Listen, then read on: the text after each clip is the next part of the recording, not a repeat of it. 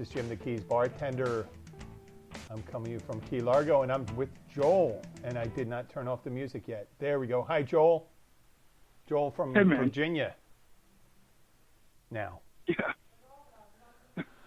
So it's the way it is. Yeah. I found out. I was talking to Gabby. What was that? Yesterday, that you're in Virginia. Yes. And you kept on saying West Yeah. D.C. It's funny. I know the shape of Maryland and Washington, D.C. and where it is, and I didn't put two and two together that west of D.C. is, most of the land west of D.C. is Virginia. Until you go north. Yeah, unless you go northwest. You know? It's I don't know, it looks pretty straight west. It's out Route 66. Yeah. And it's about halfway to Front Royal. Yeah. Okay. So, Front Royal, I heard of Front Royal when I listened to the Civil War, Ken Burns Civil War thing. Uh-huh. Front Royal. Yeah. You always hear about that. So, this is episode 252, and we're doing this one live, so I'm going to designate it one of our L episodes. And it's, I hope, if I tell you the title, you may get what we're talking about. It's a Charmoniam Rhapsody. Say again? Charmoniam Rhapsody. Charmoniam? Charmoniam. I don't know what that is. It's like a Bohemian Rhapsody. But we were talking about how humor, we use humor to cope with the macabre and morose things like what's going on. I did a whole show yesterday where I didn't even mention,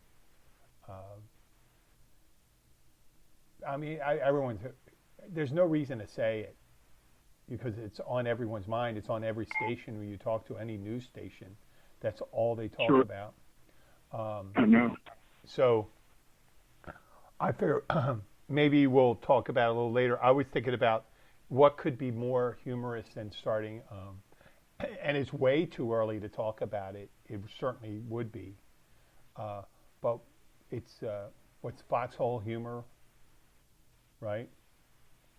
It's very serious, but I'm gonna, eventually they made jokes about the Civil War, and there will be a time in the future people will make light of this time. Maybe not now, but wait. Well, I have one. What? I have a current one. Well, I just I'm staying with my daughter. Megan. And did I get that name? Megan. You didn't say Megan. It's Megan. Yeah. Is it Megan or Megan? Megan. Oh, okay. I thought Megan, maybe it was... and she's a crossbreed. She's 1/4 Polish, 1/4 Italian, and 1/2 Irish. So that's like my nieces. My nieces are Caitlin Sarah Stein and Kelly Lauren Stein. Yeah. Well, these mongrels have tremendous strength. Just like anytime mix. We had this discussion. It seems like whenever you make a plant or anything, they seem to be more hardy and resistant. Absolutely. Did you say mongrel? Mm-hmm. I'm glad I didn't hear that. You said that. I didn't say it. Good. Pretty much everyone, most people are mongrels. Yeah, I mean, once we take a look back in our DNA, there's a fair amount of Neanderthal, even. Yeah, Neanderthal. Yeah, we're all, what was it? But what happens is, if you're like the DuPont family, and you've been into breeding for generations, maybe not currently, but not too far back, then all the recessives tend to come up. Oh, it's like the genetic royal room. And that families in the from the yeah, that 16th yeah, century Europe with all those yeah, the Habsburg chin, right? yeah. You're probably still seeing that in some of European royalty, that sort of interbreeding. You know. Well, no, they started bringing in, especially the British saw it, and Prince Rainier of Monaco. They brought in Grace Kelly. Yeah, You know, yeah. Grace Kelly, that really sparked up that gene pool over there, and Well, yes, and then you had yeah, Diane, who was a yeah. little further No, away from it, and that was Kate yeah. Middleton's, bad looking girl, and what's his name, Prince Harry, or was it William, whatever, married that Meghan Markle. They're nice. They're Yeah, the current Megan, sure. But that's, beautiful. They're going to those have are beautiful recent, kids. yeah, recent developments, I say, though, you know. But Yeah, before that, they the kept British royal pretty family close. is not in the future is going to be very attractive family. If they're going to show Yeah, they can use, 100 years earlier, and 100 years later, they have a picture of the royal family. It's going to look night and day down there. Uh, great, yeah, since we're talking of families, day and night. yeah. Um, Before I lose track, what I was getting at that um, Megan's just, you know, I'm biased, of course, but she laid in. The girl had 3 freezers out here, and when this whole thing broke, she just laid in so much food. And one of the things I just started getting into was just some cheese wrapped with 3 different Italian meats. oh, You know, cold wrap. okay. And I'm reading, and I was just having it just now with my glass of wine. First of the day, Jim. You'll be proud of me. Okay. Well, you waited at 3 o'clock. That's good. So you have Just for some you, man. prosciutto with some Italian. So, yeah, yeah. all of that. Yeah, all that good stuff. Oh But the boy. thing was, on the label, it was like hand wrapped, you know. And so I found a little humor in that, I must say, because before coronavirus, you know, hand wrapped was a plus, right? You know, it was like, yeah, this is not touched by machines. This Yeah. is, Yep. and now, post corona or middle corona, no, you want only machines to touch this stuff. Yeah. You don't want a hand rolled Hand wrap is cigar. not going to fly off the shelves, Yeah. right? So there's plenty of room for some humor in this, Yes. just to keep it in perspective. Yeah. You know, You're making fun of the situation you're put in, not of the virus itself. So I was thinking of a musical, and you know the song Bohemian Rhapsody, how it opens. yeah, I see it. You know, yeah, I see a 12-pack of Charmin on the shelf. Shalamoosh is, you know, and you're yeah, yeah, and right. yeah, thunderbolts are Yeah. being very, very frightening, and then you could do the whole thing. We could talk about the products you really need Yeah, with that, because yesterday I talked about that during the show when I went to. Megan has been going out, right? Megan and Trent, or just who's the one that goes out for supplies? yeah, Megan? they won't let us out. Yeah. Both of them, they won't let us out. We're Trent we're and too Megan. aged and infirm. Yeah. You know, to They be let out sound of the wonderful. house. They that's so nice that you get, you know, it's a nice thing you. Yeah. No, I mean, being held a captive. nice byproduct of. Do they have children? No, No. they have a Japanese Mastiff that Okay. really loves sushi. Okay. That's what they have. Okay. That likes sushi? The Japanese mastiff really loves sushi.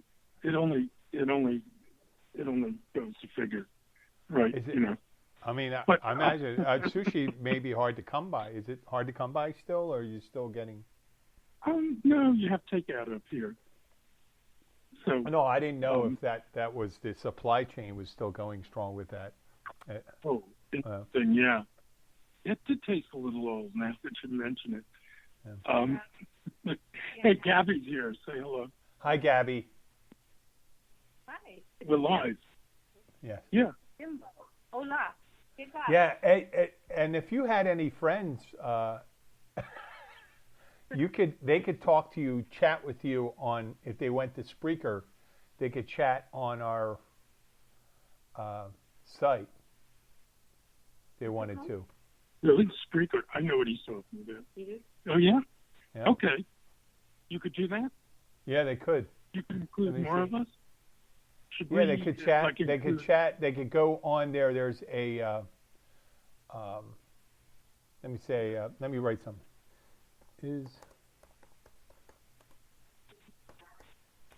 I'm just typing. Yeah. If they go to the site where they're listening to, and they can ask Right. questions. But you know what? I didn't really set up a regular. I don't have a regular feed going. I mean, it's going to be out there for everyone to listen to, but I don't. What I don't do is I don't give a four posts beforehand that we're going to be going at 3:00 because I'm not sure unless you're on. Like until I get a hold of you on the phone, Oh, yeah. I don't know if the show's going on. You can count on me, man. I know, but I don't know if it's going to be 3:00. If it's going to be 7:00. It's going to be. Now I do. Like if. Oh, I see. Yeah. Yeah, like we could do one.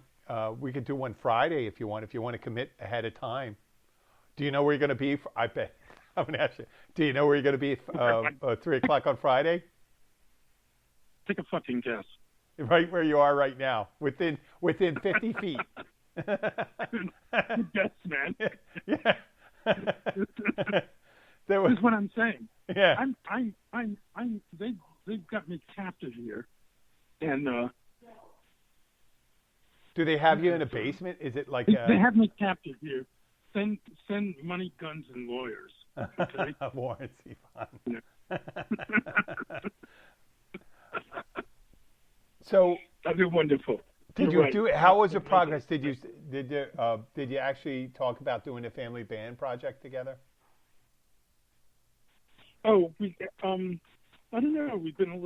Maybe we've been a little lax on that. I'm trying to recruit them up. Yeah. Things are changing all the time, what their job schedule is like, and that sort of thing. But hey, you know what I was thinking, man? What?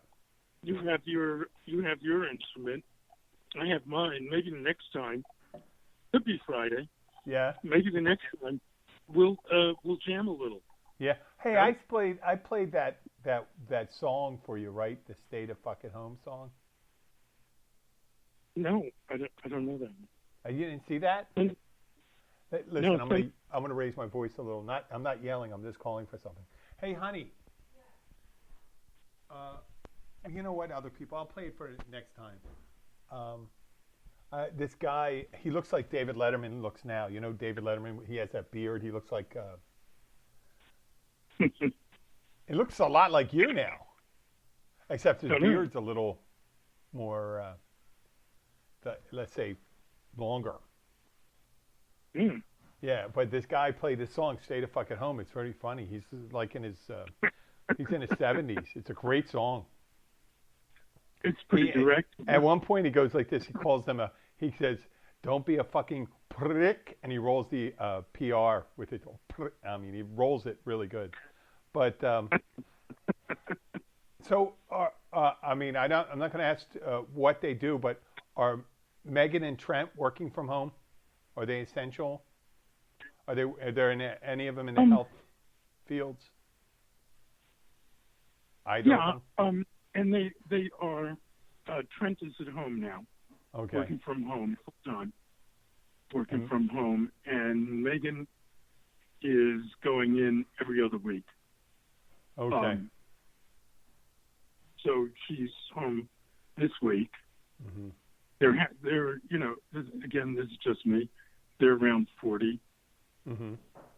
years old, and they're just as They're we youngins. haven't. They're youngins, right? Yeah, yeah, but I haven't had this kind of continuous contact with them for a long time, Uh-huh. and I'm just saying, they're as cute as can be, and so competent, Uh-huh. which is really impressive, and I think that in when you think in terms of this crisis that we're going through, and it's easy enough to drop into like a kind of morbid view of it, but if you look at this, and also incidentally, if you look at what's going on biologically by really some really brilliant minds on getting to the heart of this virus and protecting ourselves. It's brilliant what's being done. So if you can have a cynical view of humanity if you want to, but in terms of our intellect and our perseverance and that sort of thing, I think we're brilliant. So I have a lot of hope. Oh, that's a really positive way to look at it. I like that. A lot of times it seems like when someone mentions something in a news conference or something about a cure or a treatment, effective treatment, some people go ahead and try. There's a bunch of doctors. Everyone has their own platform now, and this guy's an OBGYN, and he has a viral video about the two treatments that go together. One is a Z-Pak, something I don't even know what it is. It's a two drugs together that have been really effective within like 5 days of bringing it down to negligible, which is brilliant. I mean, they're doing things all around the world. The French have an effective way. The Cubans had something else, and but the way people share nowadays, it's amazing how the I guess that when they were planning it before, like when you see these movies, there was a movie called Contagion, Christopher Nolan. Sure. Did you see that? Yeah, who hasn't? Oh, okay. Well, a lot of people haven't seen it actually, but there are a lot. Yeah, but it's amazing. They just showed like a couple different, like CDC working on it and CDC funding facilities, but there's teaching hospitals all around the world where they're doing things, and they're gonna and it's like you said, the positive thing is we're gonna have effective treatments come up, and then the big decision will be making a decision on what is the best one. Well, and there may not be one best one. One thing I did see today, as I was scanning the news earlier at breakfast, is that they're looking at it in a different way now. They want to see, they're testing people to see who has natural immunity and why, and what their DNA shows. Mm-hmm.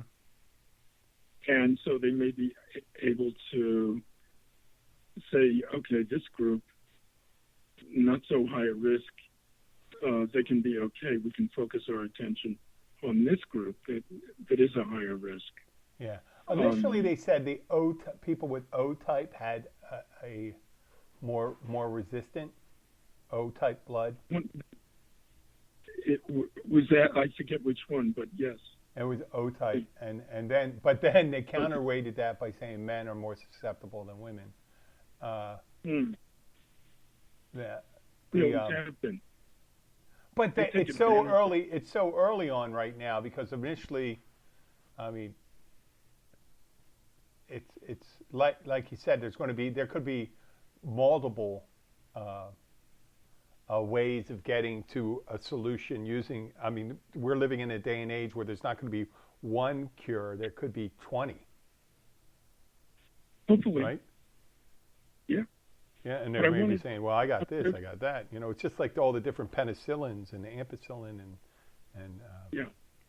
and You things know, like that's that. the thing. In a very, that's a good example of how miraculously, if you will, and I'm not quoting a great leader, this we could get an advantage on this, is that with the invention of penicillin, the first antibiotic, that was the greatest discovery in the 20th century in medicine. Mm-hmm. And it almost virtually overnight increased lifespan by like 30-something years. Mm-hmm. Incredible. So there's always hope. And yeah. There was, to take it on another positive, there was a woman on Twitter who I think she may listen to a podcast. I don't want to volunteer her name. Her name's Kelly, but she said she had 3 people she felt bad for, really bad for, graduating seniors from high school and college, people that were getting married, and another one, right? And then I just felt compelled to throw in another group. And my group was people who kept bats as pets. And they're probably not going to be treated really well, you know? Let's just say bats. Yeah, bats. What do you think? I threw that out there. And they go, oh, man, that was really morbid. She was being really nice and stuff like that. I said, how about someone, there's a guy down the street and he has like 12 different types of bats and people are going to, that's going to be the house they burn down, right? They're being shunned. No? Yeah. Oh my God. I'm thinking the name, or the pangolin, or what was it? Yeah. Oh, and, or if someone works at a vampire bat.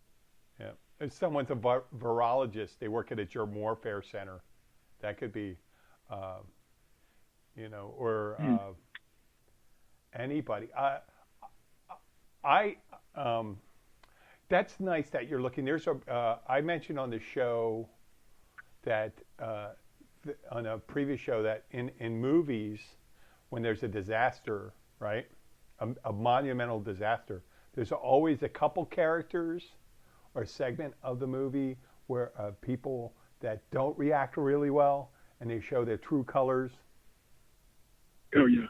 Yeah, and you think about almost any movie, like some people go batshit. In War of the Worlds, it was Tim Robbins in that was the remake one. Jim, was that a pun? Is that a pun? Batshit? Batshit. Oh no, that wasn't a pun. That was batshit's a good batshit crazy, batshit crazy people out there.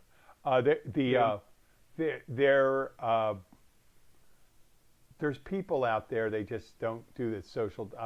We were at the supermarket. We had to get some things, and Abby put the gloves on, and I pushed the carts, and I purposely stayed away from as many people. Didn't touch anything. I handled the cash and carrying the bags, and she picked up the stuff with the gloves. So I mean, we figured we're together, and you know what she says, I'm going to have. So it's one of the things. Till otherwise, you know, by the time you find out someone has it, the other one has it already. Right? Yeah, I mean, it's the way I view it. Right, where it pops up in some ways not. But Chris Cuomo, I heard, has it now from CNN. Oh, Chris Cuomo does? Yeah. I saw him broadcasting last night. Wow, that's. So, you know, there are no. The virus knows. The virus knows no popularity, economic, celebrity lines. Anybody's eligible. Mm-hmm. And here we are. Well, it's funny. This segues perfectly into the theme I was going into. I got two ideas that we could. One is Edgar Allan Poe's Mask of the Red Depth, death, Hmm. and Okay. the Decameron. The Decameron takes a slightly more positive bend, I think. But Poe's Masque of the Red Death, if you recall, the Prince Prospero, in the time of a plague, decides to get all the nobles into his abbey and have a masquerade ball, right? Good call. Yeah, and there, while there's death and pestilence just streaming through the countryside, they figure they'll just ride it out and party. Right? How did that work? Well, yeah. Well, if you want to, I would suggest if you're not acquainted with it, listeners, don't read about it. It's very dark. So, but then again, it shows those people. It's very interesting. It shows the equalizer that this thing has, like you just said about Chris Como. Even though Chris Como is, I think I would argue that he's quite the advocate for the downtrodden. And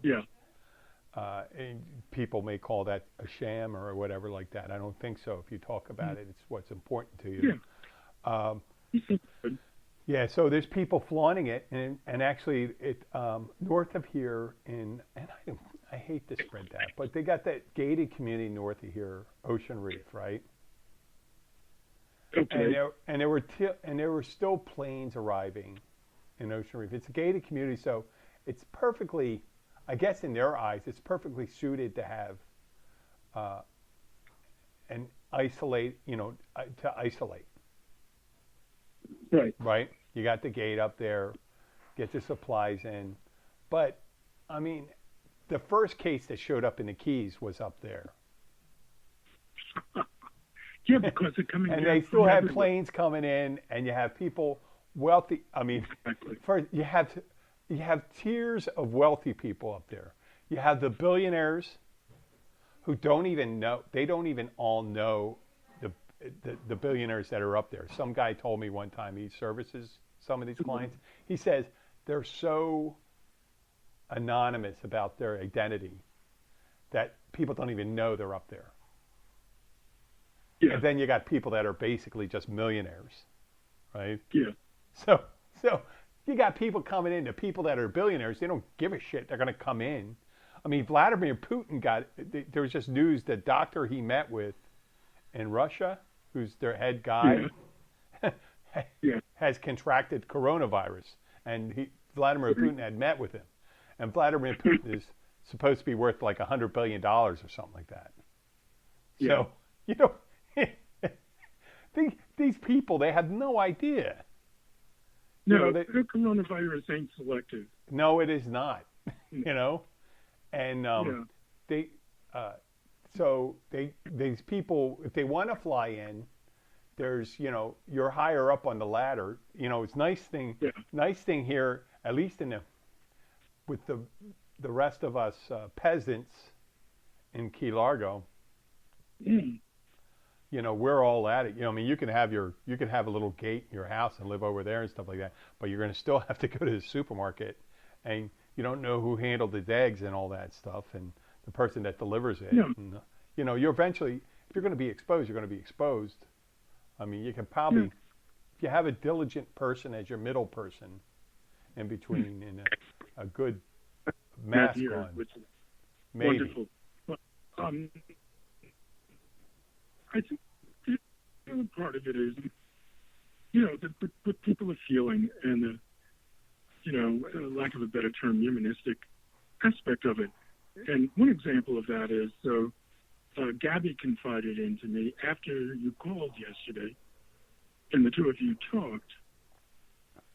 She said she kind of got emotional about how wonderful it was in January and February, not a long time ago, down in the Keys, hanging out with friends, you, the locals at the Catch, friends that we've made over the course of 5 years at Moon Bay.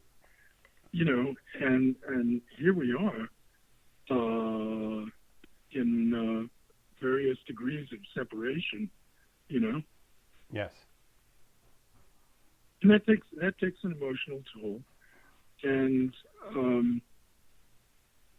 this is why I really look forward to our linking up like this on your podcast, if I may say, because there's that human contact, and I think now they have Zoom, where you can get massive groups together, even to do a social thing over internet. Yeah, And I would. You know what? That would be awesome if I could do that. Imagine. I mean, I can't incorporate that with but I would love to have like a panel of like 20 people. Abby does FaceTime with her sister. Her sisters. One lives in Madrid, right? She's over there. oh, Her husband, and her daughter. The other's in southeast Poland, and the other sister is just 12 miles south of us in Tavernier, which yeah. I don't really hear about that. Yeah. Yeah, hey, Jim, you should get Zoom up. We could bring Jack in, whatever. I know, but I can't link. I don't know how. I can't link it to the show. Okay. Yeah, I Zoom is more these. Right. I think it's great. Matter of fact, I think that's wonderful to have that. And it's funny because you got on the flip side the two things I said. We mentioned in the beginning, we were talking about the Mask of the Red Death, and I told you about the exclusive community. Yeah. But on the flip side, what you're talking about now is more the Decameron, right? Decameron, 10 young people go to the countryside and they set ground rules, just telling stories to take their minds off. To take their minds off for 2 weeks. Take their minds off what's going on the outside. Yeah. And it's basically what it is. Some of the stories are pretty morbid that they tell. But then again, it's the 14th century. Why wouldn't the stories be morbid? People, the average age, the life expectancy was like 38. So, yeah, I guess you had to be morbid. Someone gets pneumonia and they just die. They go say, "What happened to happened to Paulo?" Paulo died. He scratched his arm. Yeah. He got a scratch on his arm, and he we call it sepsis now, but he got blood. He had bad blood, and he died. Bad blood. Yeah, bad blood. Yeah. You know how it is. Yeah, always a danger. But I have, like I was saying before, I have this basic, I don't know what you would call it, basic belief in the how rigorous humanity is. Humans are, and what they can do, what they can pull together when they're not killing each other. Oh yeah. It's awesome. It's awesome. And if they can manage to do that without getting into these interstitial rifts between, in the U.S., like different states bidding for all the necessary medical supplies that they need, international, who's going to get the coronavirus cure first, and will they share it? Or, that kind of stuff. But if we can get beyond that shit, if you're involved in the international community, international trade, you want to see this taken care of real quickly, because a healthy economy has a healthy, like China wants it's a healthy import and export economy. They need the international system. But to you know be what? back. I'm going to jump in. Let me jump in for a moment, Jim. Here's the thing. What they're balancing is, like in China, for instance, is can they control thing in power? That's their main these are authoritarian governments, and can they hold on to control? It's all about control. Mm-hmm. Well, so whether they share or they don't share, what are they well, going to they expanded their base by the wealthy, the oligarchs. Huh? They expanded their base by introducing oligarchs, money. Same thing as Russia. Instead of the party, they made it money, right, and access to power. But is that very different from here in the United States? I mean, the way things get done here, it's maybe we can call ourselves free, but the people that really have access are the ones that get heard first here.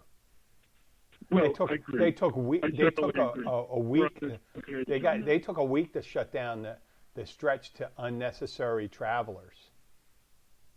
There were still tourists coming down here, and then the governor, for some reason, the governor seems to be dropping the ball here in Florida, where there's still people gathering on beaches and stuff like that. So I know it's unheard of. These are my clinical opinion. Uh-huh. My clinical opinion. These are crazy fuckers. Yeah. I mean, people that just like want to go and travel and sightseeing while you're... Some of the other governors who are toting the party line, putting their people in a lot of danger for political advantage.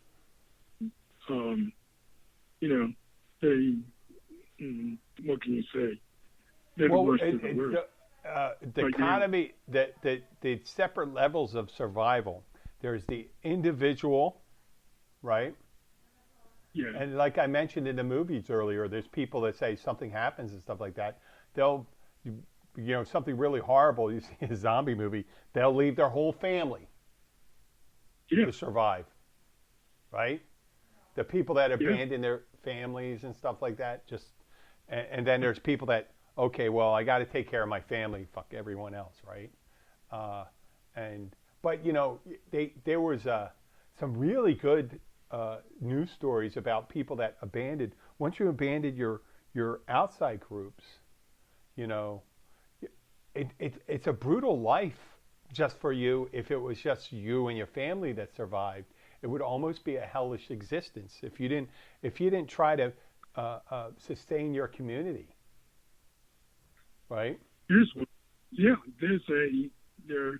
the first movie may have been Swiss. Then there was an American adaptation of it. But it's about a family at a ski resort. And they're sitting out on the deck and they're having lunch. Mm-hmm. And all of a sudden, there's an avalanche. Mm-hmm. Okay? And the husband runs and bolts. Bolts and runs, whatever. Yeah. Leaving the family at risk. Well, it never quite hits the where they are. Uh-huh. So he comes back, but it's of course never quite the same. He deserted the family. Uh-huh. Right?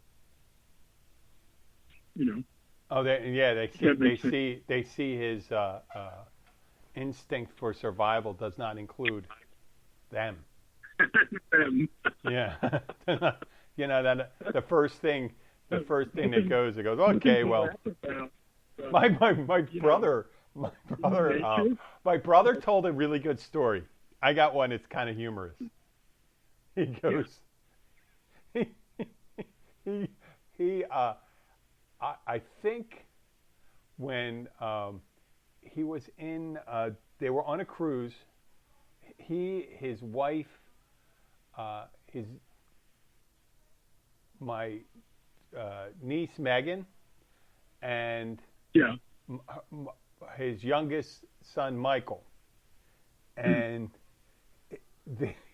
they were in an area, and the first time he came in contact with the locals, and he saw a guy coming at them with a machete, right? Oh. And he said, he takes Michael and he goes, well, the way I figure it, I got Michael, but Alice and Megan are done. They're done. I'm going, and he made light of it, and I go like this. Obviously, he didn't think. He just said he made a joke out of it. So I said, "Oh, obviously, you didn't think it was." He says, "But Alice was a little perturbed that was a funny comment." He says, "Well, at least I have the baby," you know. I said, "Well, there's a feather. There's a feather in your cap, Ted. You got some kind of yeah. But then you have we were mentioning about the community. You have your family. You got your community. You have your. I think the development of mankind that way started out your small tribe. It started as a family unit, then a clan. You want to call it a tribe. Yeah. And then you had a community. And then the nation state came about, and then people identified in ethnic groups, and then there's people that identify as humans, the human race as a whole. The Doctors Without Border, the World Health Organization, United Nations. Not that people may argue about the United Nations. The idea that it's everyone. We're looking out for everyone, not just for particular people, because it's in order. If you look out for everyone, you ensure the health of the individual, or the best shot the individual surviving. Right. I can tell you that in Spain it's always like tricky, shall we say, crossing the street. Mm-hmm. So I always push Gabby out ahead of me. Okay. Because if anything were to happen, they'd have to stop, pretty much. Yeah, and also whenever we, like go out for a meal or something like that, especially a strange place, I always wait for Gabby to taste first, and then give it 30 seconds. 30 seconds? It takes up to 6 to 8 hours for food poisoning, so you're shit out of luck. I'm not. I wasn't worried about food poisoning. You're thinking poisoning? Direct poisoning, like that North Koreans do? No. What is it called? The one that's really quick. Only takes 30 seconds. Strychnine? But, arsenic? Anyway, Gabby, you get the drift. Like, Gabby's my food taster. Your food taster. And, you can never be too safe, right? Yeah, I know. So if when you're coming in the late night and the power's out and you have to go through the door, Abby goes through the door first. Yeah, exactly. Well done, Jim. No, I understand. I understand humor. It's funny with that on a note that has nothing to do with the coronavirus, but it always. Abby and I went to her accountant because she was getting her taxes prepared, and we were asking because of a certain situation we have whether economically it makes sense for us to get married. Because we live in the Keys, it is very costly down here, right? Right. Currently, I don't want to hear people complain about, but right now, Abby and Sky are on Obamacare, right? And the cost of insurance is much too dear for me, so I'm kind of like just freewheeling it myself. So. Yeah.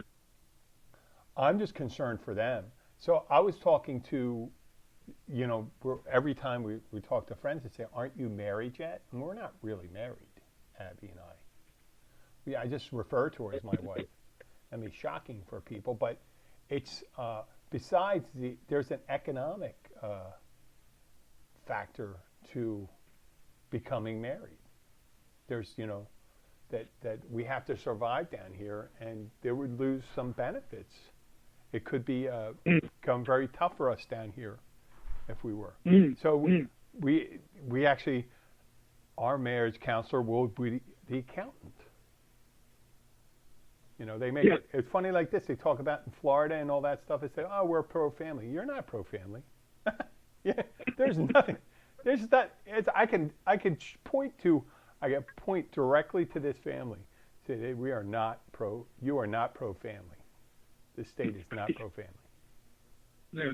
Because that is something like that. And I'm not getting negative on that stuff like that. I'm not looking for anything that's anything additional. I'm not looking to better my situation. I just don't want to hurt Sky and Abby's situation. You know. So that's if you really care. And people say, well, it shouldn't really matter. I said, well, we're living in the real world here, and I am not letting. You know, I am not going to. Nothing about this is real. What about this is real? It's all surreal. Yeah. And it's taking us time, each one of us, to a greater or lesser degree, to sort of like broke it and make sense of it. Yeah. And lift it up to a more positive perspective. But otherwise, hey, I did have, because we did talk about doing comedy. Yeah. I was going to give you one example from my clinical practice about stuff that's kind of serious or kind of semi-serious, but can take the edge off. The comedy can take the edge off. So I had one guy come in, and he was concerned that the following day he was going to have his first proctological. Is that right? Have I said that right? Well, prostate exam. Yeah, the finger, And so I tried to take the edge off it, and I said to him, well, the worst is when they get a running start from across the room. And he says, no, that's not the worst. The worst is when you look around and they have both their hands on your shoulders. There's another one that you do in a group, and you go, the difference between a rectum and an asshole. A rectum, you can stick a couple fingers up, and then you take your arm out and put it around someone's shoulder and says, but by golly, you can stick a whole arm around an asshole.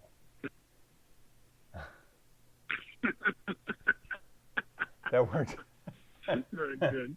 Yeah, that one works good. Maybe the epilogue of this story. What? Just the next morning, I have another couple come in. This is even at a different office. I've been seeing them for a few years, but he's got the same thing.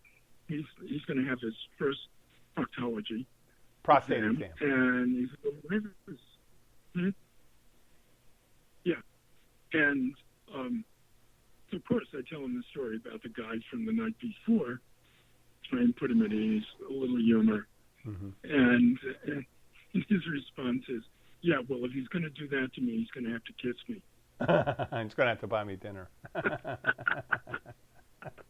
So fun and humor in the therapy suite. Oh. And it never hurt. Here's the thing: when the going gets tough, you have people coming in, and how are you going to coming in for therapy? They're in a lot of pain to begin with.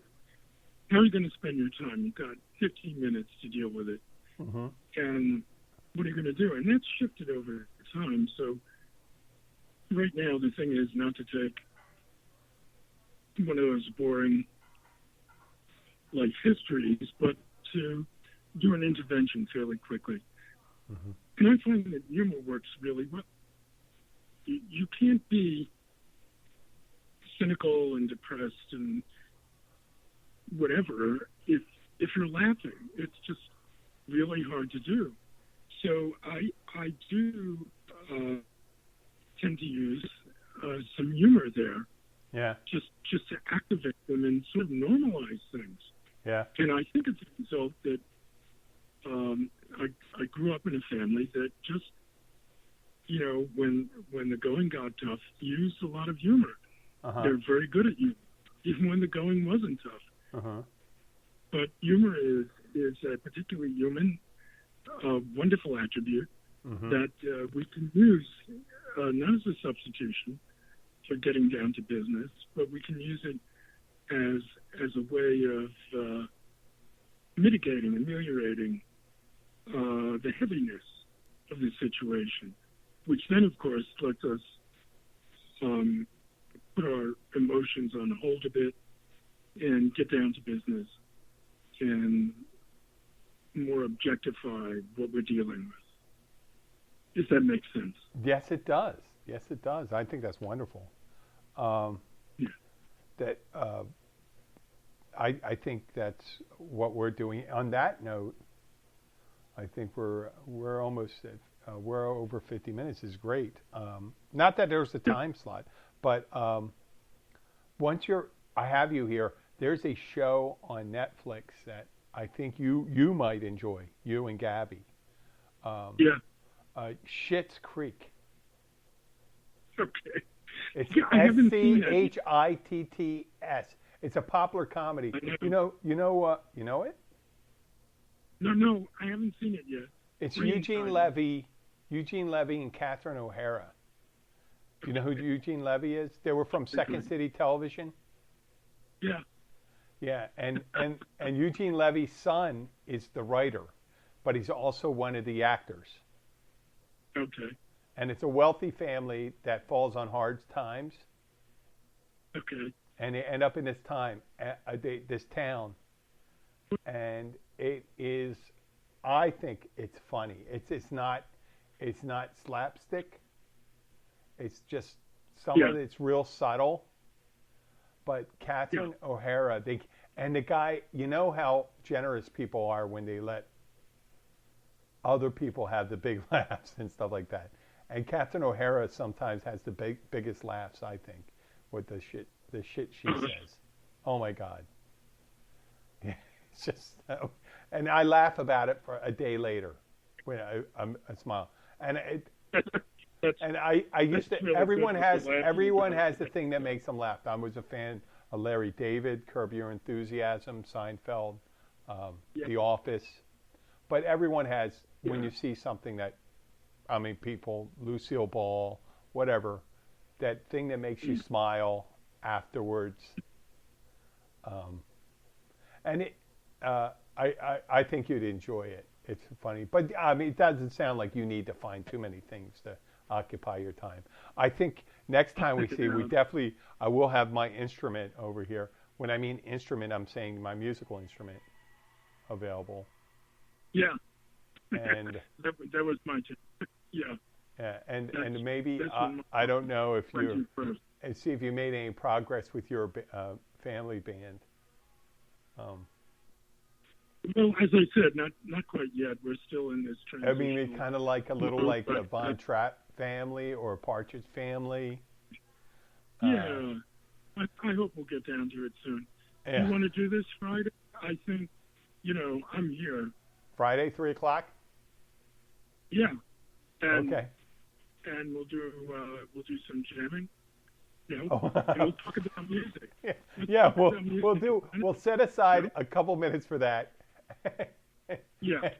And if you do you have any, could you send me any is there any of those biofeedback ones? Do you have any small recordings of that? Maybe I could put some on the show. No? I wish I did. I turned them over to a friend of mine who expatted from Baltimore to Germany, to Berlin. So I'll contact him and I'll see if he because I mean, if I could get like a 1 minute, I would love to put like a segment on as a sound effect. Yeah. And that would be. Everybody's curious as to what that sounds. Oh my gosh, that would be amazing. Let me see if I can do that. I may not be able to do it inside of 3 days or whatever this is. 3 days? No. I'm taking a long view. Hey, listen, I've been doing this show since 2017.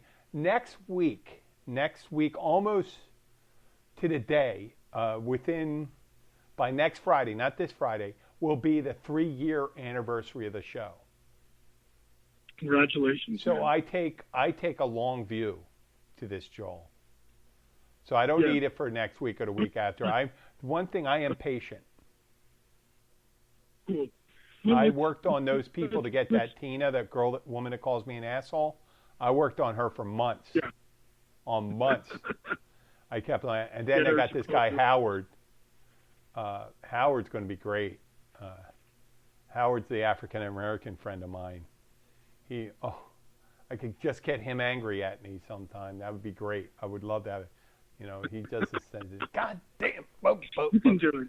Oh, it'd be perfect. If It would anybody be. can I'm like, do it, you can do it, Jim. I am. Every time I see him, I say to him, "Hey, what do you say about me doing a recording?" I just keep on asking.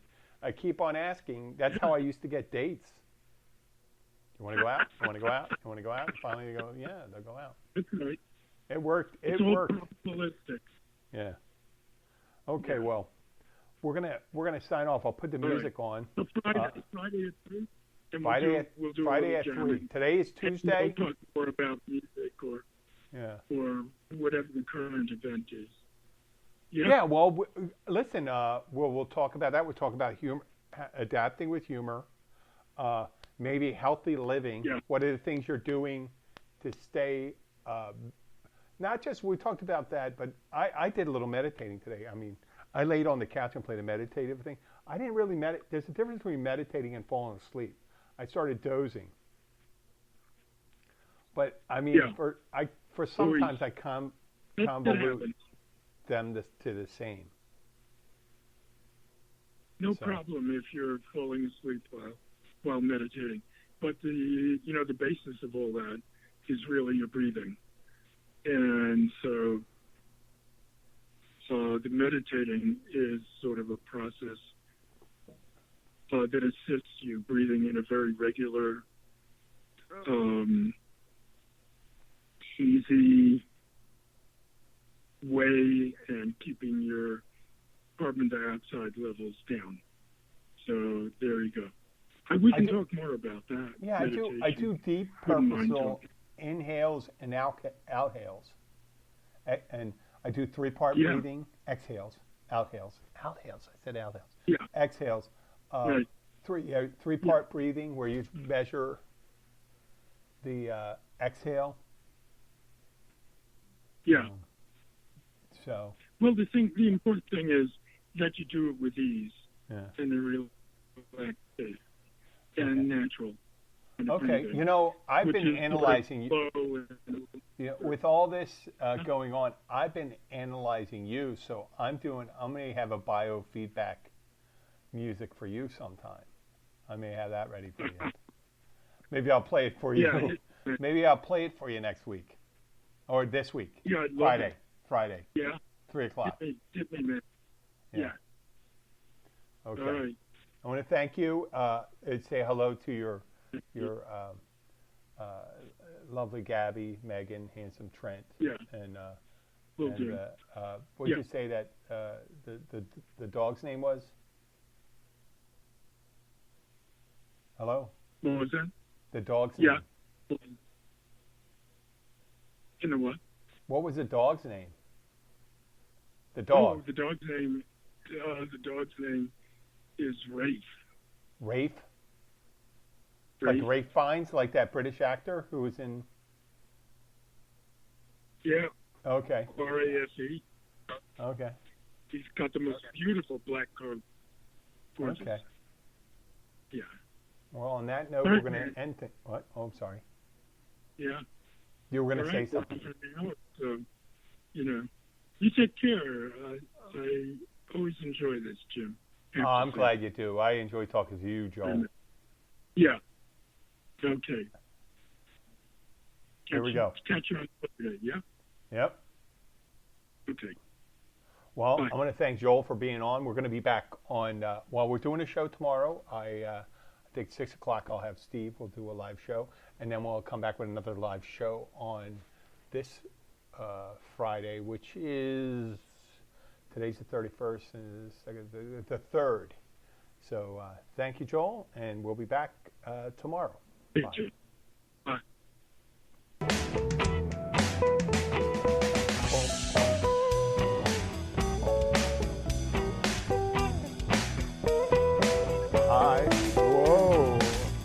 I see a pack of Charmin on the shelf.